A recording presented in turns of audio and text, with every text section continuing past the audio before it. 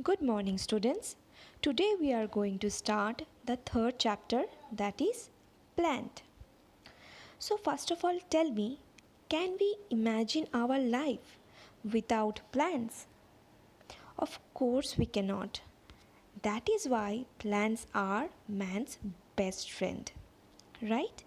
So, they are man's best friend for a reason, of course. They give us food, oxygen, shelter, and what not.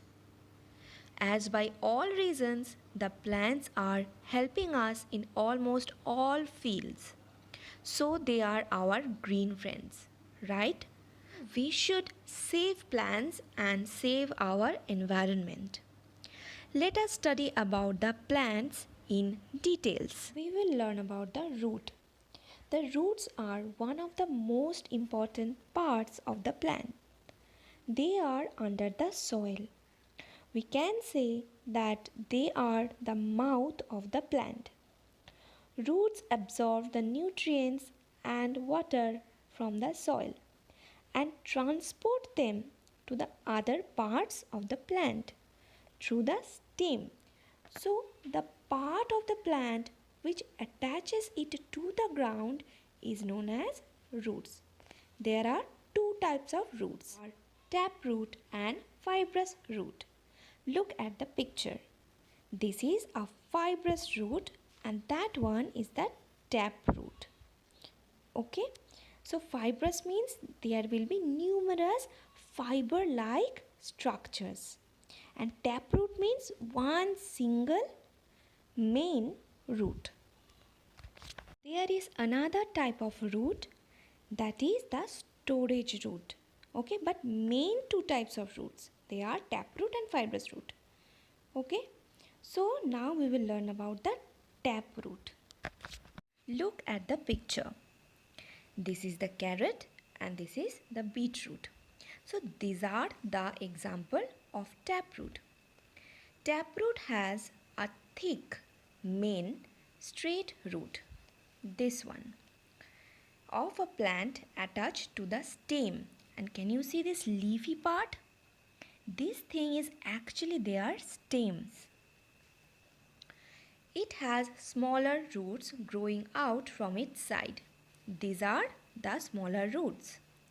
So we have learned that carrot, beetroot, turnip, they are the example of taproot. They grow downward in the ground. And that is why we have to pull out carrot radish from the ground. Next one is the fibrous root. This type of root has many roots of the same size that breaks off into small lateral roots. There is no main root. Can you see any single main root? No. So that is why they are known as fibrous root. Plants like onions, grass, etc. have fibrous root. The small lateral roots are able to cling to the soil, which makes them suitable for prevent the soil erosion. So that is why we need to plant more trees to save our environment. Alright, so they are able to hold soil tightly.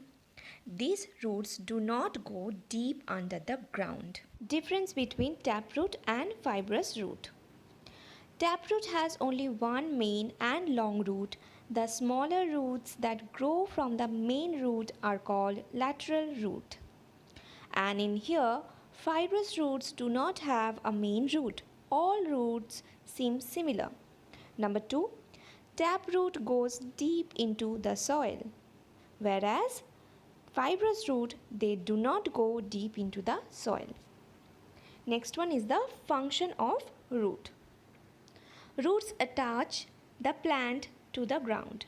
They provide support to the plant and help in holding the plant firmly in the ground. Then, roots absorb water and nutrients from the soil. Plants need water for their growth, of course. So, roots absorb water and nutrients from the ground and transport it to the stem. So, root is the essential part. We can say that root is the mouth of the plant, right? So roots hold the soil. The roots of the plants hold the soil in place so that it does not get washed away during heavy rains, floods, etc., or by wind. Washing away of soil is called soil erosion. Tell me, which type of plants prevent soil erosion? The plants who have fibrous root, they help to prevent the soil erosion, right? So some plants also store the food like carrot or radish. Next we will learn about the stem. The stem is the part of the plant that grows above the ground. It supports the upper part of the plant.